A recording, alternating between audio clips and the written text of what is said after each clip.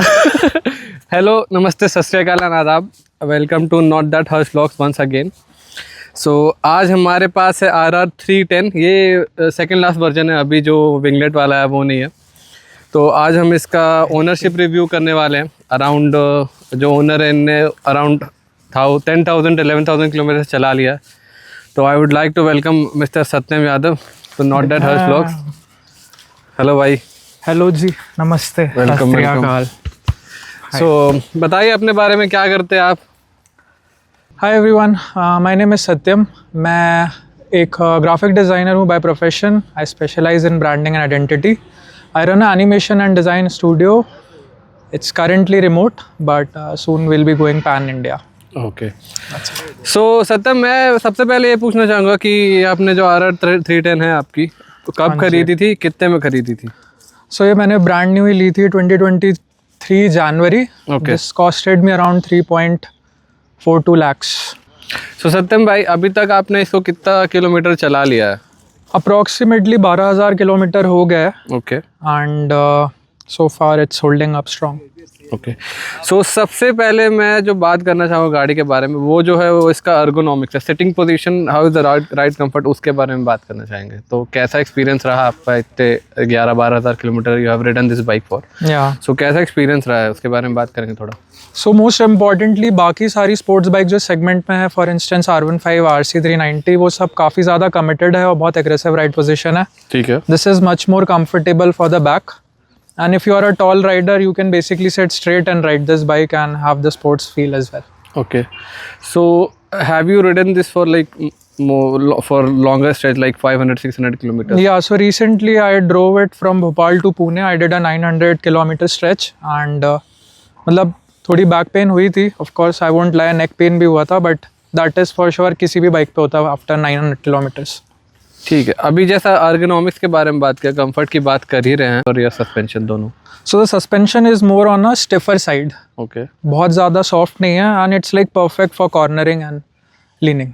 Okay. So जैसा कि बहुत ज़्यादा usually I mean obviously sir sports bike तो एक्सपेक्टेड है कि सस्पेंशन स्टिफ ही होगा।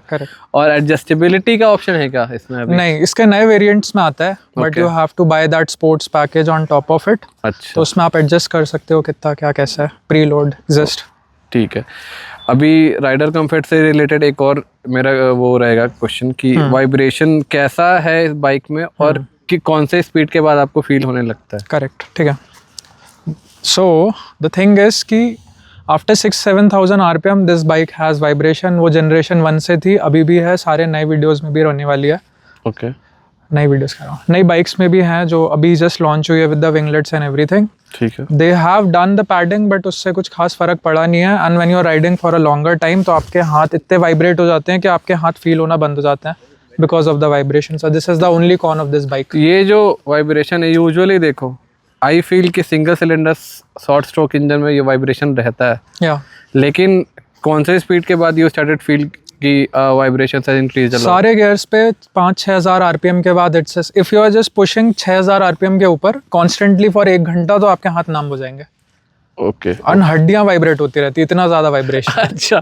सो it's not that comfortable if someone wants to do long touring on this bike. You won't suggest कि vibration is too much if you are riding high speeds. अगर आपको slow 60, 70, 80, 90 करना है, that's अच्छा good.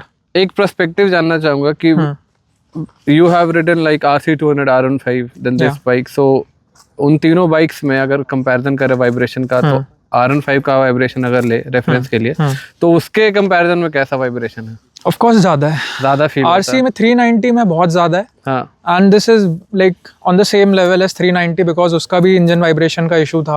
Okay. But R15 is lot smoother. R15 is very smooth. If that smoothness is around 10 being the best, so इसको कितना rate करोगे? This is around 7.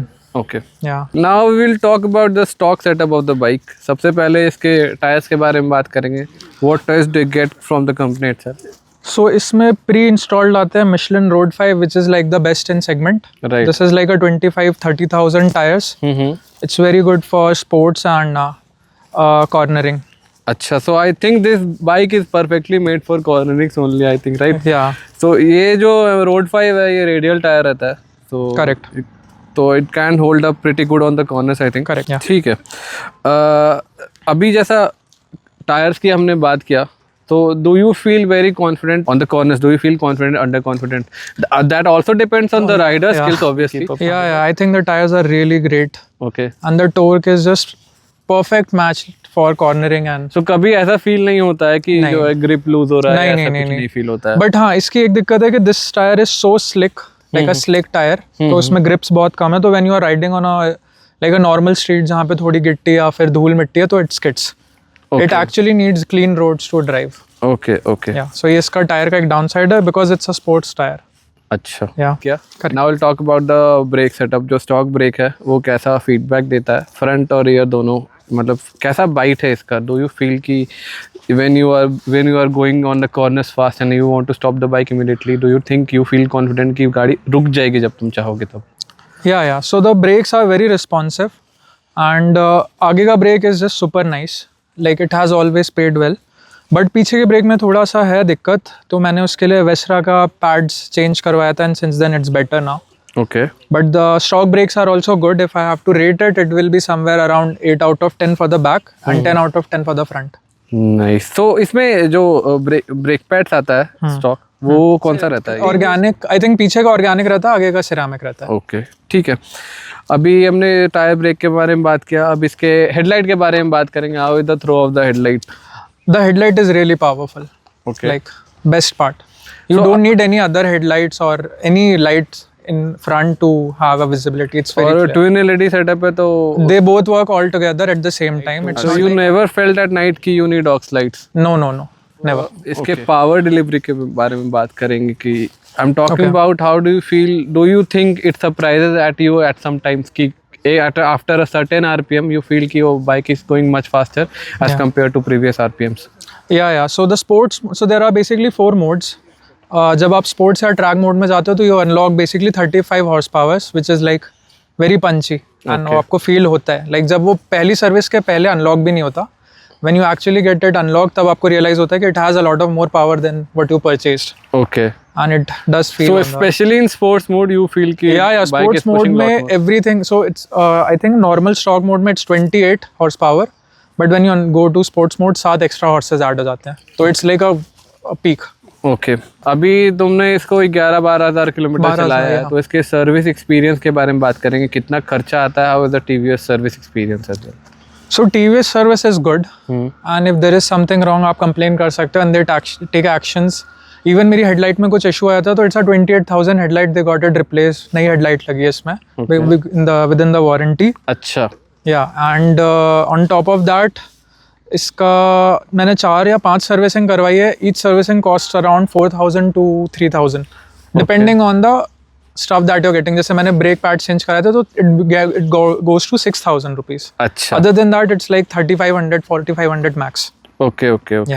और इसके फ्यूल एफिशिएंसी के बारे में अगर बात करें तो क्या माइलेज तुमको मिलता है शहर में, और अगर हाईवेज पे अगर जाते हो तो दोनों के बारे में बताओगे? Okay, so for the fuel efficiency मैंने 3-4 बार इसको रीसेट भी किया है ताकि I get the exact amount of fuel that I am burning. हाँ, तो इसका एवरेज हमेशा 27-25 ही रहा है। रिसेंटली इट्स 27, एक बार जब नई ली थी तब 30 थी, but I ride faster now so it's like worth it. Yeah, declined a little. Yeah, it declined a little, but it's on the rider. If you ride it well on highways, अगर आप इसको 80, 60, 70 के बीच में ride कर रहे हो, this will give you 37-35 kmpl, which is like the average you won't get for a 300cc motorcycle. See, I have like reviewed 4-5 bikes around the same segment in 300-400cc. सबका यही कहना है कि 25 से 30 के बीच में उनको माइलेज मिलता है। Correct. सो वो आप एक्सपेक्ट करके चलो कि फिर buying 310cc short stroke engine जिसका है, तो उसमें आपको वही 25 के 30 के बीच में आपको माइलेज मिलने वाला है। अगर आप माइलेज देख रहे हो तो फिर छोटी गाड़ी खरीदो। आई वोंट सजेस्ट कि you go for a sports bike that is 310cc. Now will talk about the, I mean you can think about it, the pros of this bike that you think you love about this bike specially. You can talk about that. Okay, so the pro, I'll talk about the cons first. ठीक है. Cons as I mentioned, एक तो इसके vibration issues बहुत हैं। Okay, and उसके वजह से पूरी riding like the whole journey becomes tiring because you are Very just constantly you get exhausted. और वो हाथ में जो फील होता है उसके वजह से you can't hold the handlebar for a long time, तो वो vibration is the only thing जिसकी वजह से इसकी सेल्स डिक्लाइन हुई थी. Other than that the pros are good posture, the most sporty looking bike, the most widest bike in the segment for the price you're paying. ठीक है. The torque is really good. And on top of that you're getting like a lot of good elements, जैसे कि tyre बहुत अच्छा है. This is like the best in class. ये और कोई makers नहीं दे रहा है. So yeah. Okay. And you definitely get looks for this bike. हाँ वो तो है. और you talk about the front brakes being pretty good, right? Yeah, the brakes are really good. So Okay. बहुत सारा आपने फीडबैक शेयर किया. I think viewers को काफ़ी हेल्प होगा इस चीज़ को लेके. So thank you so much. thanks Harsh for calling me. चलते हैं घर साथ में फिर. चलो. See you in Jawadi. Bye bye bye. Bye.